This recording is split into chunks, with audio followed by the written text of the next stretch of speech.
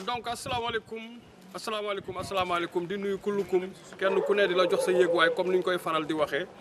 tey seen rubrique wari wuti indi hashtag xorom poole ñëw fii ci biir Balakos maanaam fii nga xam ni moom la ñuy wax intersection parce que intersection bi bii Bretelle bi moo dugg jox rue de Paris bii moo jël Balakos côté école Soukeyna Konaré bii moom moo jël côté Corniche bi taaxu ndox bi ma taxaw moom moo jël tout droit Juma Abbas te ci ngay gis ci la kër leader politique yi nekk comme ay Aline Diop et autres ci lañ dëkkee donc voilà li tax tey rubrique bi wari wuti indi hashtag xorom poole ñu def si que heure bii muy heure de crime presque léegi 1h du matin voire 2h du matin jot parce que comme ni ma ko waxee Mbedd mi TV de New Generation TV télé de la nouvelle génération télé boo xam ne boo koy seetaan doo am diabète cancer ba ci tension télé bu yokk sa intention ci lu baax kenn wax attention boo amul as koom mu jox la mu di ration mooy télé bi nga xam ne à tout instant heure bu nee day génn di déplorer di wax te defe naa li may wax si tey askan wi population yi dëkk fii soxal nañ ko parce que am na fi sama benn collègue boo xam ne romb na fi léegi muy DJ Léa bu nekk rajo Dunia bi mu fi romb dafa ni rue de Paris fa mu dëkk lamp yi dañ ko fay muy xuy xamaj temps yi on nous parle de quoi temps yi on nous parle d'agression ñuy agressé ay nit ba leen di faat kon Saint-Louis bu lëndëmee rek kon ça veut dire que les agresseurs là ñu ngi jàpp ci li leen gën a defloo seen liggéey Saint-Louis da ngay romb pont Faidherbe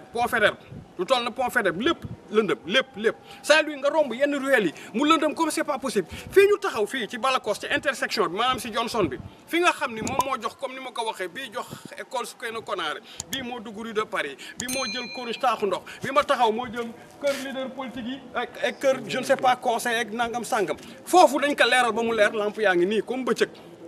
et puis fii ma taxaw fii la monsieur le maire Mansour Faye fii la taxawoon barki démb 10h ou 11h di inauguré maanaam pavé bi moom ak i ñoñam inauguration xaaju guddi te ci biir loolu naa ci laal benn affaire inauguration boobu dafa jur coow parce que léegi on m'a fait écouter des audios que ni inauguration bi ñu koy def am na ci ñoo xam ñu ngi bokk ci conseil de quartier Balakos bi am na ci ñoo xam dañu mer parce que audio yooyu du ma tudd tur nag kan la ñu mere ak ki mer kan la mais audio yooyu incha allah bu fekkee war nañ ko génne dinañ ko génne ndax am na problème seen biir. bureau bi am na problème si biir conseil bi 10h ou 11h ci guddi ñu ngi fekk si waa Balakos conseil de quartier Balakos il paraît ñëpp génnuñu am na ñoo xam ni au même moment lañ leen avertir bëgguñu génn kon là y a un problème mais fi may waxee par rapport à tout ça dama bëgg mu simple parce que bu ñuy wax Sénégal benn bopp la kenn mënu ko xar ñaar toujours man dama ko dàq c'est des futilités Sénégal bu dee 16 millions d'habitants 16 millions de bopp la parce que bopp yu baax yi ak bopp yu bon yi àndul. tey mënuloo jël nga ni benn tali kese moom nga pavé mu leer benn tali kese la lampe yi di leer bi ñuy pavé mais bi ñu ñëwee ba fii dañ ko dagg àggul au moment où ñu yemale pavé bi fii tey nawet bu ñëwaatee encore ndox bi buy couler day couler dugg tout le long fii kàmb la kon ça veut dire que ñi dëkk fii yëpp dee nañu ñëpp xam nañu Sénégal maintenant mais mois de juin lay commencé taw tey mbëndu daaw bi li fi am nit ñi génn seen kër yi fees ndox maanaam nit ñi am problème tolof maanaam ñi nga xam ñoom la ñu wax les faqir seen loxo jotul seen ginnaaw vraiment ñoom ñi ngi doon dee contrairement ak ñi nga xam ne ñoo leen waroon sauver ñu ni mbënd mënatul am Sénégal parce que on a pris un gros budget 750 milliards la ñu waxoon lañ ci defoon pour mbënd bañ a amati. su amatee yéen a ko tey su amatee yéen a ko def su amatee yéen a ko tey su amatee yéen a ko def 750 milliards la ñu def ci mbënd mi 750 milliards la ñu def ci mbënd mi. budget 750 milliards la ñu waxoon lañ ci defoon pour mbënd bañ a amati Sénégal ñu toll foo xam ni kër yi ñu ngi génn dem ci école yi ñenn ñi sax ci biir armée yi lañ dem dëkki parce que manque d'espace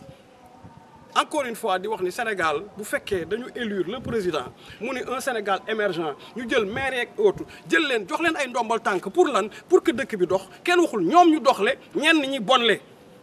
dañuy faral wax nag baadoola ak faqir baadoola mooy borom jikko ju bon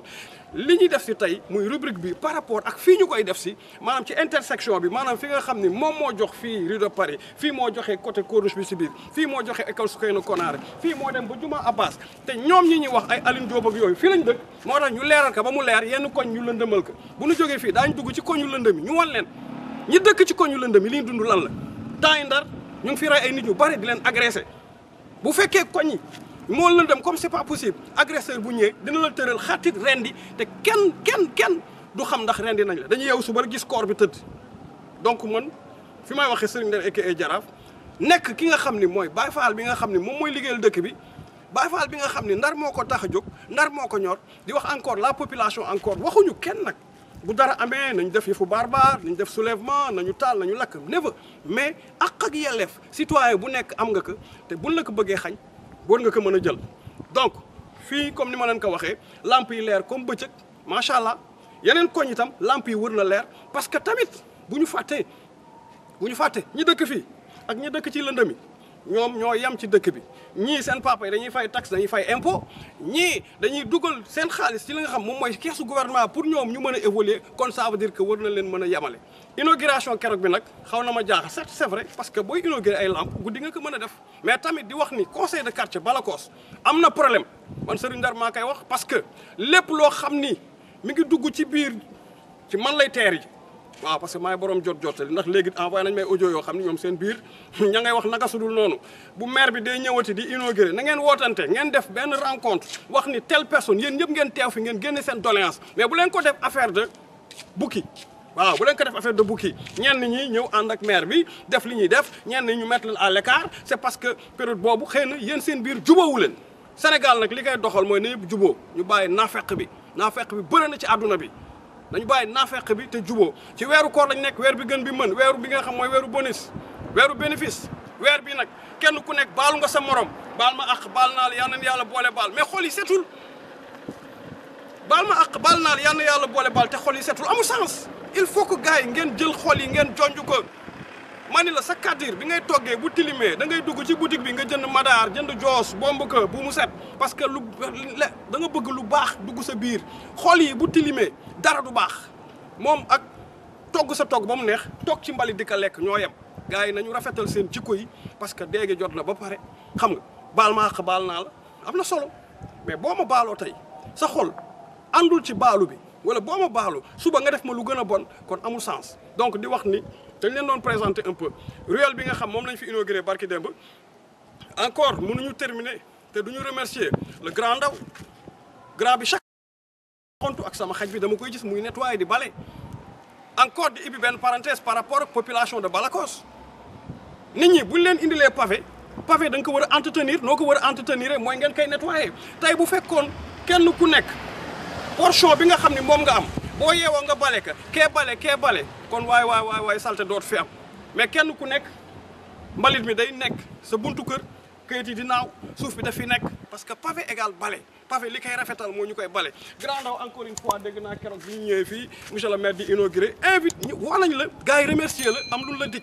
loolu nag monsieur le maire wax du ma ko wax ci kaw parce que amagul dañu ni ku def dara am dara ku def dara mérité dara kon yow dañ yokk say daraja ba pare nga jàngale ci biir daara yi kon loolu la monsieur le maire dëkk am kum ko wax kooku naka def parce que ñooñu daan leen wax duñ ko def bu mu yem rek ci ay waxu kese parce que loolu du ko motiver ndax chaque fajar mag la heure boo fi rombee da nga koy gis mu yore baleem di bale tey tali bi mooy li gën a set ci ndax macha allah marax tali baa ngi nii mi ngi set rek fii xoolal bu fi puso wa doon sax da nga koy for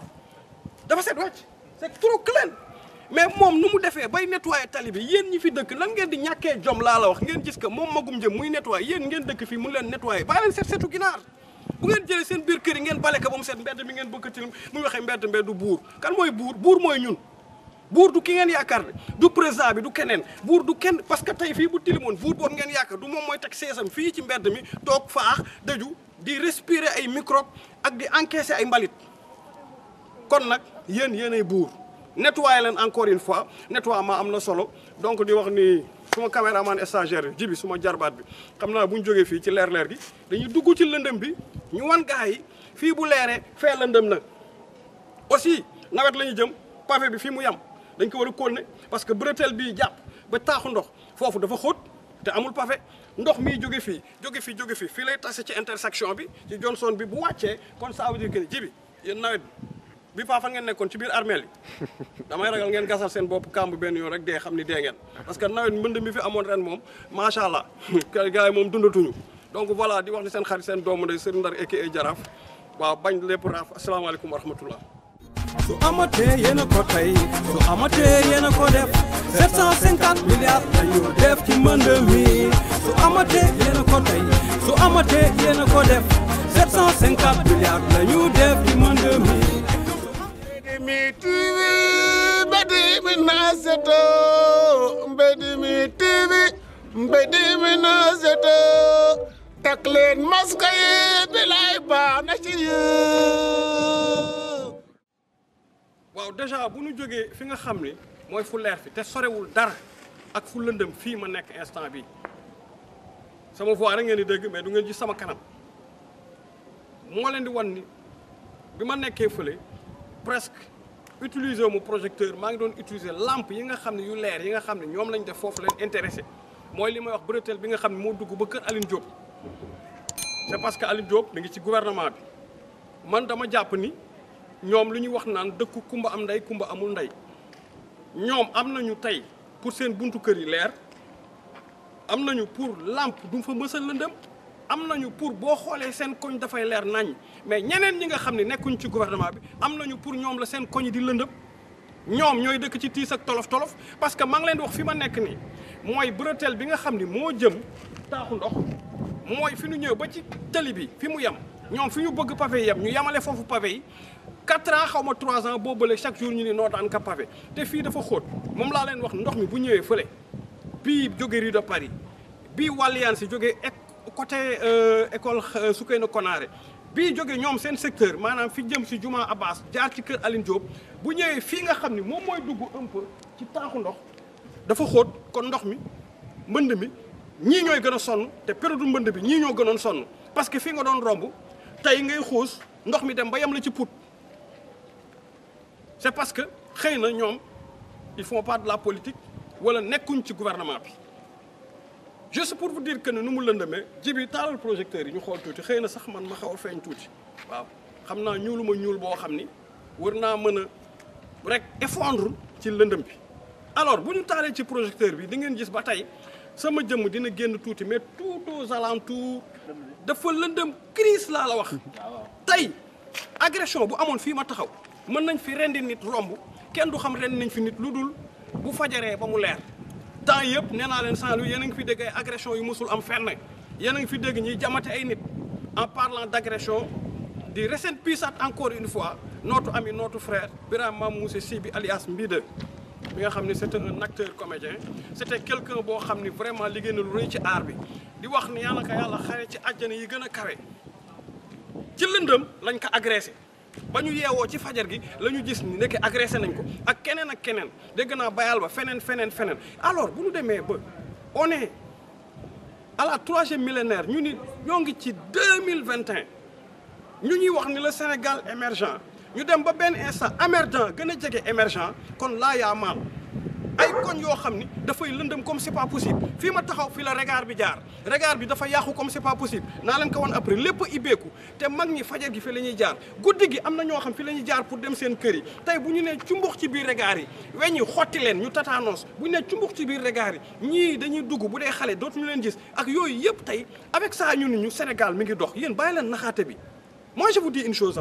le combat de l'État man mii sama jëmm ji maay ki ko jëkk taxaw déploré ni stade bi buñ ci jógul du baax xaaju guddi ma ànd ak sama jarbaat ji bi ñu dugg ci biir stade bi def fa laay bu saf-saf boobu lan lañ doon wax non général est-ce que xelam a ngi ci xaaju guddi kan mooy laay bi c'était pas pour avoir des vues mais c'était pour alerter kenn waxu ci ñëpp noppi tëj seen làmmiñ ñu dem ba benn instant Mansour Faye génn sonde par rapport ak stade bi dañ ko def centre d'affaires ku nekk bëgg jóg nga gis ay paa yoo xam ni dem nañu ba nga xam ni xamul leen dese toog seen pliant toog seen tapis jàpp julli dem jàkka ja li des ci seen dund ñu tuub ñu nekk des activistes man dañ ma sax defree des activistes de partout ñoom ñëpp ñu nekk des activistes des réunions à ne pas finir des rencontres des séminaires des colloques ku nekk naan stade ba stade te Serigne Ndar jëmm ji ba muy taxaw di déplorer ci stade bi amul ku ko fekk si combat bi li ñuy wax médecin après la mort encore une fois ñu dem ba ñu signé que amaana sax stade bi mën naa ni jaay nañ ko parce que monsieur le maire discours am bu mujj bi nee na kenn mënu ko tee stade bi ñu def ko fële ngaleel ñu ne stade bi nag ñu xool après lu ñu ko mën def après 3 points de suspension li ñu ko mën a def mooy signé nañ ko da ngeen xëy suba rek ñu teg pose première pierre raser stade bi taxawal centre d'affaires affaire yi jóg ñu ne jeex na lan ngeen ci mën après ñenn ñi ñoom la ñuy ñëw jox ay 30 millions 40 millions ñu ne chut noppi ñenn ñi par force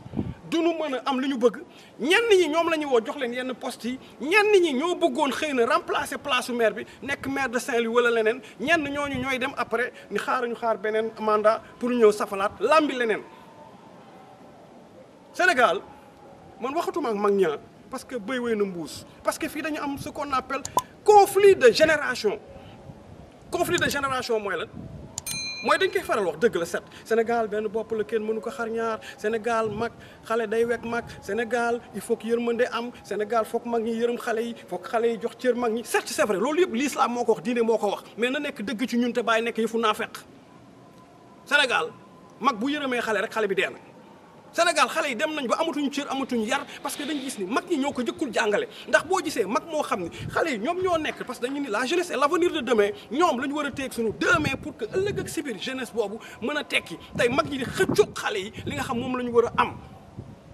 avec ça ñu bëgg xale yi wekk mag ñi mag mooy wekk day fekk mag mi am yërmande mag mooy wekk day fekk mag mi am xel mu sell mag mooy wekk day fekk mag mi xam lan mooy njëriñu xale parce que nekkoon na xale tout court mais toujours da ngay gis xale yi sax bu ñu taxawee nekk ci benn combat non xale yi dañu réew xool leen lu ñuy waxee mais tey xoolal c'est des vieillards qui sont devenus des activistes que tu vois sur la toile à longueur de la journée seen image seen poster ñu ay touché pas notre stade bu leen laal suñu stade bu leen nangam sangam père yam leen père yam leen seen santé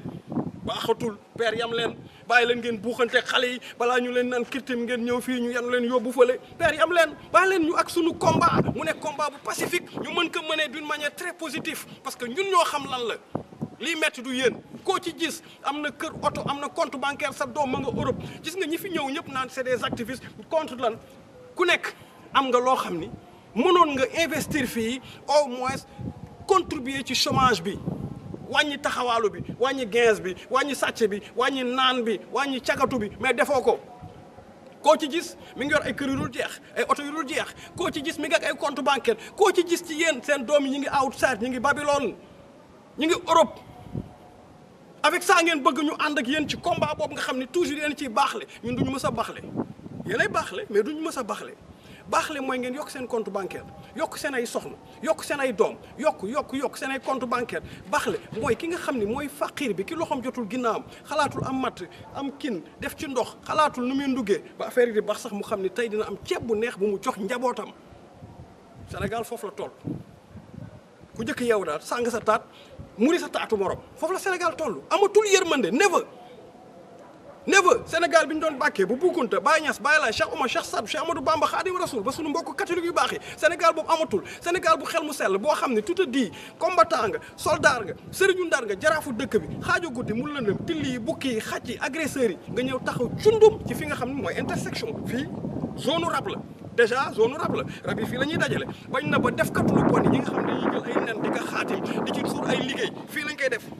ma intersection ci Johnson ci Seleba yoon man ci Seleba yoon bi laa taxaw di leen wax lan parce que j'ai la protection divine yàlla na ma protéger parce que dëgg moo nekk si man ku la xaq wala kaana moo doon dëgg moo nekk si man tout court ku dugg ci stade 3 heures du matin pour alerter tilli yi bukki yi jën yi noo xóor yi ak rawaan yi kon ragaloo taxaw ci intersection ci Seleba yoon pour wax leen lan mooy yoon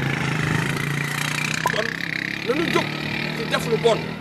yow wax ni tey seen rubrique wari wuti indi hashtag xorom poole bon bugguma sax saaga parce que man dama ni boo gisee man du ma xorom comme Assane Diouf bu xoromee day saaga man Baye Fall bi ma ni wari wuti indi hashtag xorom poole mooy dem ci yàpp ci jën ci café ci meew ci dute ci kénkeliba xorom poole mooy bi faj moo tax ma indi ko pour yéen ngeen mën a faju pour yéen ngeen jóge ci daaju yéen ngeen jóge ci naan kaju yéen ngeen jóge ci nay maanaam aju yéen ngeen jóge ci faju donc di wax ni seen xarit seen doomu ndey Serigne Ndar aka Jaraaf nekk ci kaw donc ki nekk ci ginnaaw ci lumière beeg ci caméra bi sama jibi des stagiaires Mr Gibson moom ni mu ko faral waxee gars yi bu ngeen moytuwul dañuy sempi seen loxo ci soos daal di ko sóob ci géej gi bu ngeen fa fekkee requin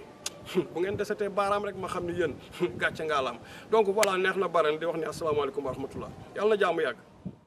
Mbedimi TV Mbedimi Naseto Mbedimi TV Mbedimi Naseto takk leen masque yi bilay baax na ci yéen Mbedimi TV ye collaboris paaxe collaboris Mbedimi TV